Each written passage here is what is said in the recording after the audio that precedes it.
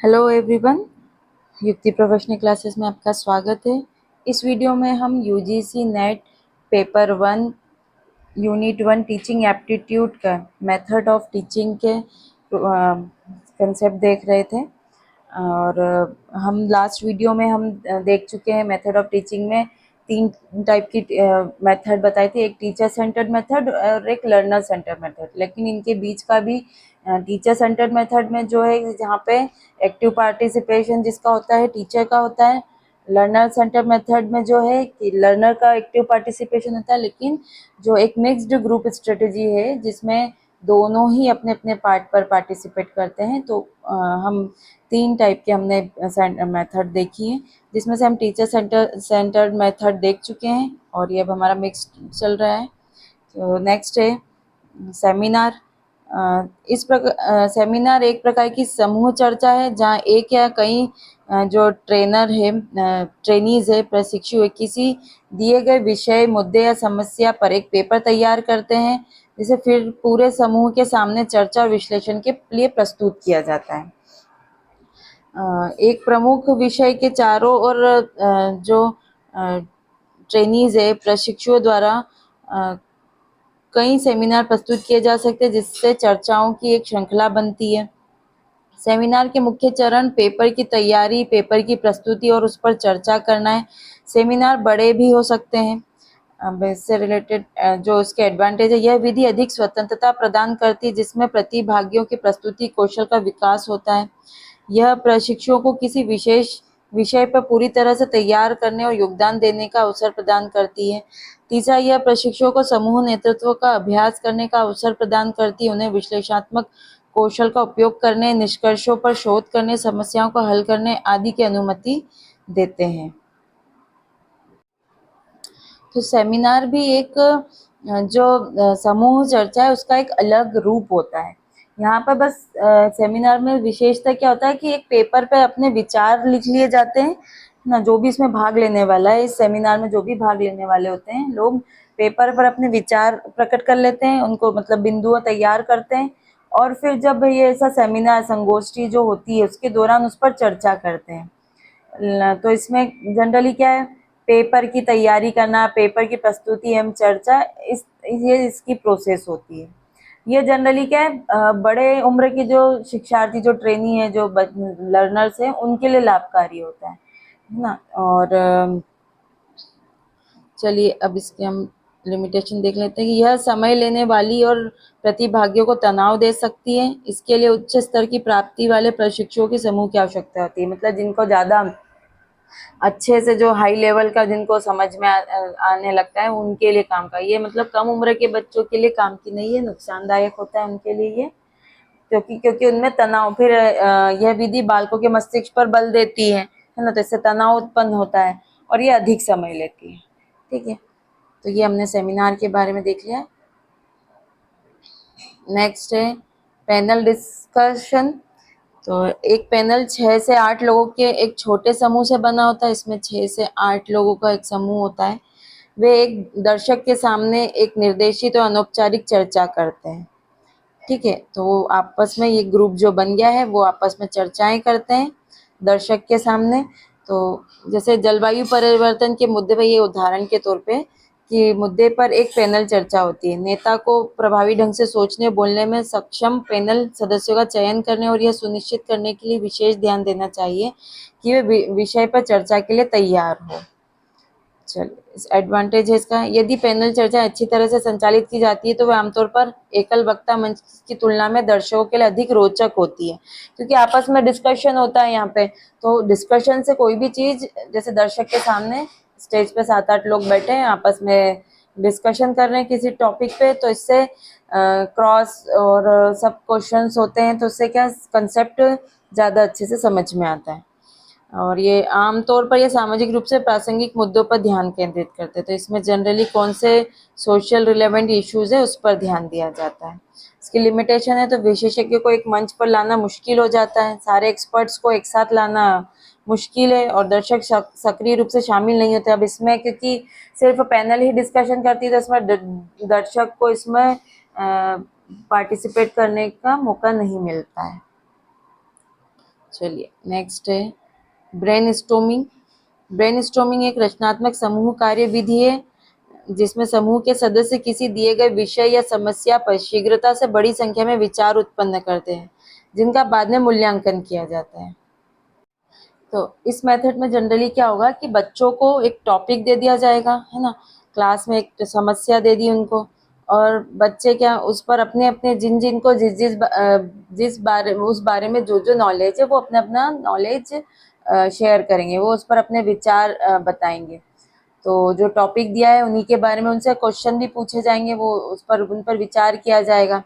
फिर जो लास्ट में जो सारे जो उपयोगी जो पॉइंट्स होते हैं वो उन्हें क्या करता है बोर्ड पे लिखा जाता है ना, टीचर द्वारा या कोई साथी समूह द्वारा उसे नोट किया जाएगा। फिर लास्ट में क्या होगा कि उसके बारे में जो इम्पोर्टेंट जो बातें निकली थी उसके बारे में फिर उनको वापस से आखिरी में बता दिया जाएगा। तो यहाँ पर क्या है स्वतंत्र चिंतन होता है, उसके माध्यम से विचारों पर बल दिया जाता है। मतलब बच्चे ही आपस में चर्चा करते हैं, उस समस्या को जो दिया है उनसे क्वेश्चन पूछे गए उसी पर वो अपने विचार देंगे, आपस में वो डिस्कस करेंगे। तो एक एक बिंदु पर फिर इसमें चर्चा की जाती है और टीचर क्या होते हैं करते हैं कि उसमें जो सारे पॉइंट को नोट करते हैं और जो इम्पोर्टेंट पॉइंट होते हैं फिर बाद में उनको वापस से दोहरा दिया जाता है बच्चों के सामने। तो इस विधि में कोई भी किसी से भी टिप्पणी कर सकता है सिवाय इसके कि प्रतिभागियों को विचार की आलोचना करने की अनुमति नहीं होती है जब विचार आमंत्रित किए जा रहे हैं। मतलब इसमें आलोचना करने की नहीं, बस आपको आपके विचार शेयर करना है, कोई भी किसी भी उस पर विचार कर सकता है। कभी कभी विचारों की मात्रा गुणवत्ता से अधिक महत्वपूर्ण होती है। ब्रेनस्टॉर्मिंग सत्रों की पहचान स्वाभाविकता होती है। कई दौर की ब्रेनस्टॉर्मिंग तब तक आयोजित की जाती है जब तक कि सभी विचार समाप्त नहीं हो जाते। फिर प्रतिभागी सभी विचारों का मूल्यांकन करते हैं और सर्वोत्तम विचारों की सूची बनाते हैं। तो यही है कि यहाँ पे जो जो इम्पोर्टेंट पॉइंट्स हैं उसकी लिस्ट बना लिया जाता है, उस पर एक एक पॉइंट पर विचार किया जाता है, उनका मूल्यांकन किया जाता है, फिर आखिरी में सारे जो इम्पोर्टेंट पॉइंट्स हैं उन्हें बच्चों को वापस से बता दिया जाता है। इसके एडवांटेज है यह रचनात्मकता को प्रोत्साहित करता है जिससे प्रशिक्षक विचार उत्पन्न करने सोचने खोजने में मदद करते हैं। मतलब क्योंकि टीचर ने टॉपिक दे दिया है, अब उसी पर बच्चे उनसे क्वेश्चन पूछे जा रहे हैं तो वो अपने विचार व्यक्त कर रहे हैं। तो यहाँ पे क्या है विचार उत्पन्न करने सोचने उन पर वो जोर देते हैं, सोचते हैं ना, तो इसमें मदद होती है। बड़े पैमाने पे भागीदारी का अवसर है क्योंकि सभी के लिए होता है ये, या आर्थिक है क्योंकि इसके लिए अधिक तैयारी की आवश्यकता नहीं होती है। अब लिमिटेशन है यह किसी विषय का अध्ययन करने का बहुत व्यवस्थित तरीका नहीं है। एक प्रशिक्षु भाग लेने में अनिच्छुक हो सकते हैं। मतलब जो पार्टिसिपेंट जो ट्रेनीज है वो जरूरी नहीं कि इसमें भाग ले, तो कुछ लोग तो कुछ बच्चे इस पर जवाब ही नहीं देंगे, चुप रहेंगे, वो पार्टिसिपेट ही नहीं करेंगे, जिन्हें पता है बस वही वही बोलते रहेंगे। तो इसमें सी कोई लिमिटेशंस भी है इस विधि की। अब प्रोजेक्ट मेथड, तो प्रोजेक्ट विधि को छोटे समूह और व्यक्तिगत निर्देश दोनों के रूप में वर्णित किया जा सकता है। इस विधि में छात्र अपने इंद्रियों के माध्यम से अपने वातावरण का अन्वेषण और अनुभव करते हैं और अपनी व्यक्तिगत रुचियों के माध्यम से अपने शिक्षा का निर्देशन करते हैं। तो इस विधि में छात्र अपने इंद्रियों के माध्यम से अपने वातावरण का अन्वेषण अनुभव करते हैं और अपनी व्यक्तिगत रुचियों के माध्यम से अपनी शिक्षा का निर्देशन करते हैं। पाठ्य पुस्तकों से बहुत कम सिखाया जाता है और जोर अनुभवात्मक शिक्षा पर होता है, न कि रटने और याद करने पे। पर्टिकुलर क्या इसमें बच्चों को क्या है प्रोजेक्ट दे दिया जाता है, बच्चे उस पर प्रोजेक्ट पे काम करते हैं, खुद ही उस पर मतलब इंफॉर्मेशन लाते हैं, समझते हैं, है ना। तो यहाँ पाठ्य पुस्तकों से नहीं पढ़ाया जा रहा है, वो उनके जो एक्सपीरियंस जो है उसके आधार पर पढ़ा काम किया जाता है। प्रोजेक्ट विधि कक्षा का ध्यान लोकतंत्र और सहयोग पर केंद्रित होता है ताकि उद्देश्यपूर्ण समस्याओं का समाधान किया जा सके। ठीक है, तो यहाँ पर बच्चों को ही प्रोजेक्ट दे दिया है, बच्चे उस पर इंफॉर्मेशन ला रहे हैं, वो खुद ही छोटे छोटे समूहों में अलग मतलब ऐसे प्रोजेक्ट दे दिए उस पर वर्क करते हैं। तो ठीक है, छात्रों में आलोचनात्मक सोच की आदत विकसित होने की संभावना होती है। इसमें वे टीमों में काम करने की आदत विकसित करते हैं, इसके एडवांटेज है। और निरंतर निगरानी की आवश्यकता हो सकती है इस मेथड में और अतिरिक्त संसाधनों की आवश्यकता हो सकती है। अब रोल प्लेइंग, तो कई शिक्षकों द्वारा कक्षा में अंतर्व्यक्तिक समस्याओं को हल करने और कक्षा में मानव संबंध कौशल सिखाने में भूमिका निभाने का प्रभावी रूप से उपयोग किया जाता है। क्या होता है कि जब कोई टॉपिक है उसको समझाने के लिए क्या उन्हें उसमें जो कैरेक्टर है उन्हें उसी को बच्चों में ही बांट दिया जाता है कि और फिर उसको रोल प्लेइंग कर कर समझाया जाता है ना। तो फिर साहित्यिक और ऐतिहासिक कार्य तथा ऐतिहासिक या वर्तमान घटनाओं के नाट्य रूपांतरण के माध्यम से विषय वस्तु सीखने को सुगम बनाने के लिए भी इसका उपयोग किया गया है। इन सभी उपयोगों में भूमिका निभाना छात्र को नाटकीय सामान्य और स्पष्टीकरण प्रदान करता है। ठीक है। अब इसके एडवांटेज है, यह वास्तविक जीवन की स्थितियों का अनुकरण करता है, यह इंटरेक्टिव और रोचक है, इसमें समूह के प्रत्येक सदस्य की भागीदारी होती है, यह तत्काल प्रतिक्रिया प्रदान करता है, यह सामाजिक निर्णय लेने, समस्या समाधान, बातचीत और हेरफेर कौशल को विकसित करता है, यह प्रतिभागियों की दृष्टिकोण को बदलने में प्रभावी है। और इसके लिमिटेशन, इसके अप्रत्याशित परिणाम हो सकते हैं, वास्तविक जीवन की स्थिति आमतौर पर अधिक जटिल होती है, इसके लिए काफ़ी मात्रा में संसाधनों की आवश्यकता होती है। तो रोल प्लेइंग मेथड में क्या होता है कि जो भी स्टोरी है उसको बच्चों के द्वारा ही रोल प्ले किया जाता है और ये पूरी जो प्रोसेस होती है वो टीचर के निरीक्षण में ही होती है। तो यहाँ पे दोनों ही पार्टिसिपेट अप करते हैं, है ना। और क्योंकि ये स्टोरी है इसे और क्योंकि किरदार में एक्टिंग रोल प्ले करके किया जाता है तो ज़्यादा अच्छे से अंडरस्टैंडिंग होती है। तो इस मेथड को इस तरीके से उपयोग किया जाता है। नेक्स्ट है सिमुलेशंस। सिमुलेशन में ऐसी स्थितियां बनाना शामिल है जो वास्तविक स्थितियों की काफ़ी समान होती है और फिर उन स्थितियों के तहत प्रशिक्षण प्रदान करना है। उदाहरण के लिए पायलटों और अंतरिक्ष यात्रियों का प्रशिक्षण उन स्थितियों में होता है जो वास्तविक उड़ान स्थितियों की काफ़ी समान होती है। सिमुलेशन का विशेष रूप से प्रशिक्षण उद्देश्यों के लिए उपयोग किया जाता है। मतलब ऐसी स्थिति बनाई जाती है और फिर उस हिसाब से मतलब स्थितियों में काम किया जाता है। जैसे यहाँ पे उदाहरण जो दिया है कि अगर पायलट को अगर जो है अंतरिक्ष यात्री है उनको अगर प्लेन उड़ाना है, जो भी इनको ये जो रॉकेट उड़ाना है तो उसके लिए उनको वास्तविक स्थिति ऐसी उड़ाने स्थितियों की मतलब ऐसी वास्तविक स्थितियां चाहिए होगी, उनको उस तरीके की स्थितियां चाहिए जहां पर वो ये चीज कर सके। तो वास्तविक उड़ान की स्थितियों की काफी समान होती है। मतलब स्थितियां ऐसी होगी कि उनको वास्तविक उड़ान जैसी जो कर रहे हैं वैसे ही उनको वो पूरा ऐसी ट्रेनिंग दी जाती है। मतलब एक्चुअल नहीं होता है, क्वाइट सिमिलर होती है उस एक्चुअल कंडीशन से। यह लंबे समय में आर्थिक है क्योंकि लंबे समय से होता है, इसमें ज़्यादा पैसा लगेगा। सुरक्षा पहलुओं का ध्यान रखा जाता है क्योंकि वैसी एक्चुअल स्थिति के हिसाब से काम करना है हमें, है ना। वैसी स्थिति बनाकर उस पर काम किया जाता है, उसके समान काम करना है। तो यहाँ पर क्या होता है कि बहुत सुरक्षा पर भी ध्यान दिया जाता है। इसमें मशीनरी उपकरणों में उच्च प्रारंभिक निवेश की आवश्यकता होती है क्योंकि मशीनरी से और उपकरणों पर काम किया जाता है तो इसमें इन्वेस्टमेंट की भी ज़्यादा ज़रूरत है। अब है ट्यूटोरियल्स।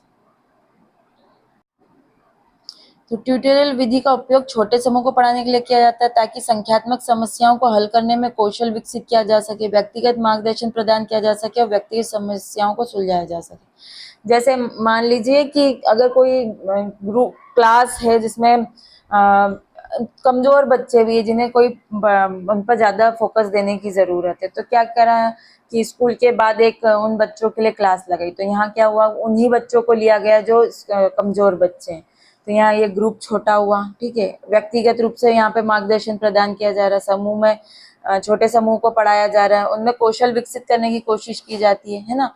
तो यहाँ पर ट्यूटोरियल छोटे समूह को पढ़ाने के लिए किया जाता है और यह व्यक्तिगत अंतर को ध्यान रखने और छात्रों को उनकी आवश्यकताओं के अनुसार मार्गदर्शन करने, अधिगम को महारत हासिल करने, अवधारणाओं सिद्धांतों और उनके अनुप्रयोगों को समझने, सुधारात्मक अभ्यास के लिए उपयुक्त है। तो जहाँ पर ये है कि उन पर इस चीज़ को स्किल डेवलपमेंट करना है, उन्हें इस चीज़ पे ज़्यादा मेहनत करने की ज़रूरत है, तो यहाँ पर ऐसी जगह पे ये उपयोग होती है ट्यूटोरियल में। ये केंद्रित ध्यान है क्योंकि फोकस अटेंशन दिया जाता है, पर्टिकुलर उसी चीज़ पे ध्यान दिया जा रहा है जिस चीज़ में वो कमजोर है। अधिक विचार उत्पन्न करता है, शिक्षण और सीखने की प्रक्रियाओं की गति पर बेहतर नियंत्रण होता है। यदि प्रशिक्षुओं की क्षमता में बहुत अंतर है तो उपयुक्त गति खोजना कठिन है और यह समय लेने वाला हो सकता है।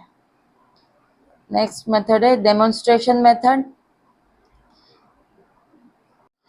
डेमोन्स्ट्रेशन मेथड में जनरली क्या है कि कोई एक्सपेरिमेंट करके बच्चों को, जनरली जैसे साइंस की क्लास है वहाँ पे कोई अगर उन्हें कंसेप्ट समझाना है तो एक्सपेरिमेंट करके दिखाया जाता है, प्रयोगशाला में जाते हैं वहाँ पे कोई प्रयोग करके दिखाया जा रहा है, तो यहाँ डेमोन्स्ट्रेशन के द्वारा उन्हें जो प्रैक्टिकली करके उस चीज़ को दिखाया जाता है, समझाया जाता है ना। तो यह विधि के करने के द्वारा सीखने और ठोस से सार तक सीखने के सिद्धांत पर आधारित है। मतलब करने के द्वारा सीखने और ठोस से मतलब एकदम तक सीखने के सिद्धांत पर आधारित है।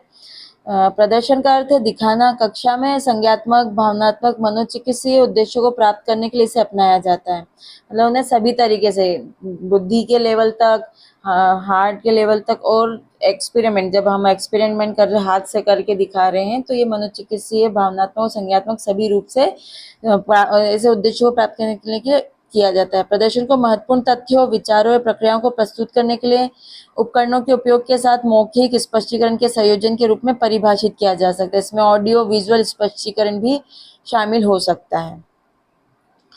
यह सामग्री वस्तु विचारों को समझाने में प्रभावी होता है, क्योंकि एक्सपेरिमेंट करके दिखा रहे हैं, एक्चुअल करके दिखा रहे हैं, तो ये समझाने में प्रभावी है। यह सार अवधारणाओं को समझाने में प्रभावी है और ये संज्ञात्मक मनोचिकित्सक है। नेक्स्ट है, अब है हमारा लर्नर सेंटर टीचिंग मेथड। तो शिक्षार्थी केंद्रित शिक्षण विधियां शिक्षार्थियों के बीच प्रदर्शित अंतर को समायोजित करने का प्रयास करती है। मुख्य शिक्षण विधियों में असाइनमेंट, केस स्टडी दृष्टिकोण, कंप्यूटर आधारित शिक्षण, ओपन लर्निंग, व्यक्तिगत शिक्षण प्रणाली और प्रोग्राम्ड इंस्ट्रक्शन शामिल है। अब है पहला असाइनमेंट। तो असाइनमेंट छात्रों को कई उद्देश्यों के लिए दिए जाते हैं, जैसे अतिरिक्त जानकारी प्राप्त करना, सर्वेक्षण करना, ज्ञान का अनुप्रयोग करना और संख्यात्मक समस्याओं का हल करना। असाइनमेंट में जनरली क्या होता है कि आपका जो पाठ्यक्रम है, जो भी आपका है, उसे टुकड़ों में बांट दिया है, अलग है ना, और सभी बच्चों में बांट दिया है। अब वो उस पर क्या करेंगे, रिसर्च करेंगे, अतिरिक्त जानकारी प्राप्त करेंगे, सर्वे करेंगे, कहीं ना कहीं से मतलब ज्ञान को प्राप्त करके वो अपना असाइनमेंट कंप्लीट करेंगे। हालांकि मुख्य भूमिका शिक्षार्थी की होती है, लेकिन शिक्षक की भी महत्वपूर्ण भूमिका होती है। शिक्षक को असाइनमेंट की योजना बनानी होती है और छात्र को प्रासंगिक जानकारी एकत्रित करने के लिए संदर्भों के बारे में मार्गदर्शन करना होता है। असाइनमेंट किसी भी प्रकार के विषय का तैयार किया जा सकता है, लेकिन असाइनमेंट का स्वरूप ऐसा होना चाहिए कि छात्र केवल पुस्तकों से नकल न करें, क्योंकि हमारे पाठ्यक्रम का ही पार्ट होता है, लेकिन पुस्तकों से नकल नहीं करना है, उसे इस तरीके से बनाया जाता है ना। असाइनमेंट खुले अंत वाले होने चाहिए और छात्रों में रचनात्मकताओं को बढ़ावा देना चाहिए। मतलब असाइनमेंट में उसको अपनी विचार भी उसमें शामिल होना चाहिए, उस चीज को उन्होंने समझा, ऐसा कैसा किताबों से उन्होंने कॉपी करके लिखा हो, ऐसा नहीं होना चाहिए। इसके लाभ ये छात्रों को स्वतंत्र रूप से काम करने में मदद करता है। यह छात्र की समझ, विश्लेषणात्मक समस्या समाधान क्षमताओं को तेज करने में मदद करता है। यह छात्रों में रचनात्मकता के संचार में मदद करता है। ठीक है। सीमाएं, यदि असाइनमेंट को सावधानी पूर्वक नियोजित नहीं किया गया तो छात्र एक दूसरे की सामग्री की नकल कर सकते हैं। ठीक है, तो ये इसकी लिमिटेशन होती है। नेक्स्ट है केस स्टडी। एक केस आमतौर पर एक वास्तविक स्थिति का वर्णन होता है, जिसमें आमतौर पर एक निर्णय, एक चुनौती, एक अवसर, एक समस्या या किसी व्यक्ति या व्यक्ति द्वारा एक सामाजिक सेटअप जैसे संगठन में सामना की जाने वाली समस्याएं शामिल होती है। केस स्टडी के साथ सीखने में छात्रों को केस में वर्णित स्थितियों को निपटना होता है, अर्थात निर्णय निर्माता की भूमिका में स्थिति का सामना करना है उन्हें। लाइक केस स्टडी कुछ, उसमें उन्हें खुद ही डिसीजन लेना है, उसमें है ना, उसमें कई चुनौतियों का सामना करना पड़ता है, तो उनको निर्णय लेने आदि ऐसी मतलब उनके सक्षम बनाया जाता है इस चीज में। इस विधि का अनुप्रयोग विभिन्न विषयों में है, जैसे मनोविज्ञान, प्रबंध, जीव विज्ञान, कानून, समाजशास्त्र, इतिहास आदि में। छात्रों को वास्तविक दुनिया का व्यवहारिक अनुभव प्राप्त करने और प्रोफेसर से छात्रों पर कार्य फोकस को स्थानांतरित करने की अनुमति देकर केस स्टडी विधि शिक्षक केंद्रित शिक्षा के बजाय शिक्षार्थी केंद्रित शिक्षा के निर्माण के लिए एक कुशल उपकरण बन जाती है।